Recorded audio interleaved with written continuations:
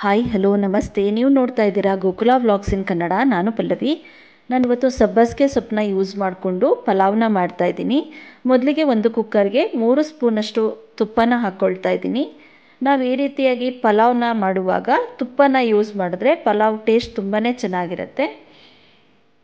ನಂತರ ಅದಕ್ಕೆ 1 ಸ್ಪೂನಷ್ಟು ಜೀರಿಗೆನ ಹಾಕ್ಕೊಂಡಿದ್ದೀನಿ. ಹಾಗೆ ಇಲ್ಲಿ ಸ್ವಲ್ಪ ಚಕ್ಕೆ ಮತ್ತು ಒಂದು 3ರಿಂದ 4ರಷ್ಟು ಲವಂಗನ ಇದಕ್ಕೆ ಹಾಕ್ಕೊಳ್ತಾ ಇದ್ದೀನಿ.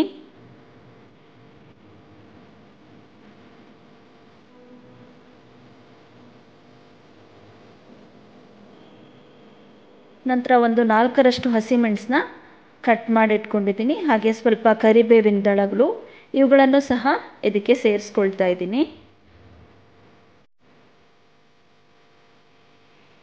ಇವುಗಳೆಲ್ಲ ಫ್ರೈ ಆದ ನಂತರ ಇದಕ್ಕೆ ಶುಂಠಿ ಬೆಳ್ಳುಳ್ಳಿ ಪೇಸ್ಟ್ನ ಹಾಕ್ಕೊಳ್ತಾ ಇದ್ದೀನಿ. 1 ಸ್ಪೂನಷ್ಟು ಶುಂಠಿ ಬೆಳ್ಳುಳ್ಳಿ ಪೇಸ್ಟ್ನ ಹಾಕಿದ್ದೀನಿ.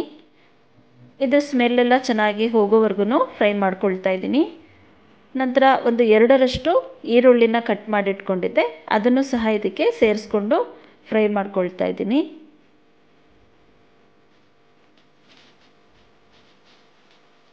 ನಂತರ ಇಲ್ಲಿ 1 ಬೌಲಷ್ಟು ಬಟಾಣಿನ ತಗೊಂಡಿದ್ದೀನಿ, ಹಸಿ ಬಟಾಣಿ. ಅದನ್ನು ಸಹ ಹಾಕಿ ಫ್ರೈ ಮಾಡ್ಕೊಳ್ತಾ ಇದ್ದೀನಿ. ಹಾಗೆ 2 ಟೊಮೆಟೊನ ಕಟ್ ಮಾಡಿ ಇಟ್ಕೊಂಡಿದ್ದೆ, ಅದನ್ನು ಸಹ ಫ್ರೈ ಮಾಡ್ಕೊಳ್ತಾ ಇದ್ದೀನಿ.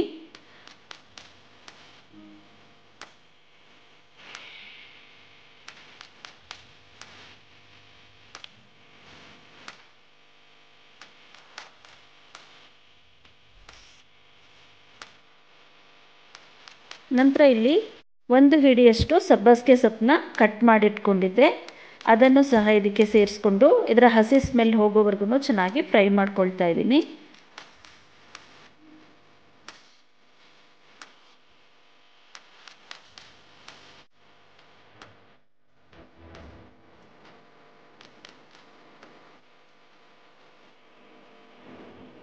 ನಂತರ ಒಂದು 2 ಲೋಟದಷ್ಟು ಅಕ್ಕಿನ ವಾಶ್ ಮಾಡಿಟ್ಕೊಂಡಿದ್ದೆ, ಅದನ್ನು ಕೂಡ ಸೇರಿಸ್ಕೊಳ್ತಾ ಇದ್ದೀನಿ.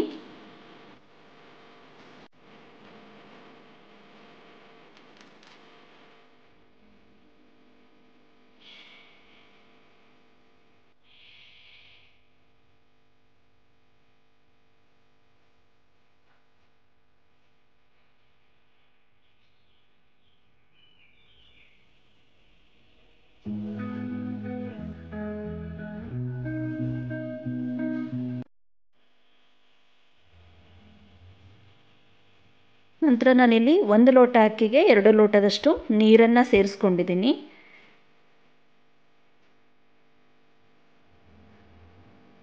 ಈ ರೀತಿಯಾದಂತಹ ರೈಸ್ ಬಾತ್ಗಳನ್ನು ನಾವು ಬೇಗನೆ ಮಾಡ್ಕೊಂಡು ಬಿಡ್ಬೋದು.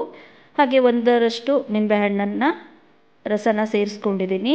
ಹಾಗೆ ರುಚಿಗೆ ತಕ್ಕಷ್ಟು ಉಪ್ಪನ್ನು ಹಾಕ್ಕೊಂಡಿದ್ದೀನಿ.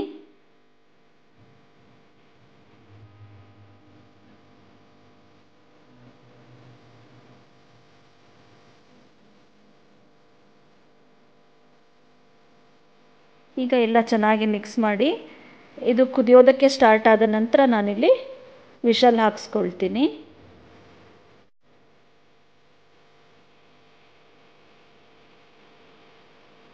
ಹಾಗೆ ಈಗ ವಿಷಲ್ ಹಾಕ್ಸಿದ ನಂತರ ಒಂದು ಅರ್ಧ ಗಂಟೆ ಅಷ್ಟು ಬಿಟ್ಟರೆ ಚೆನ್ನಾಗಿ ಉದುರುದ್ರಾಗಿ ಬಂದಿರುತ್ತೆ.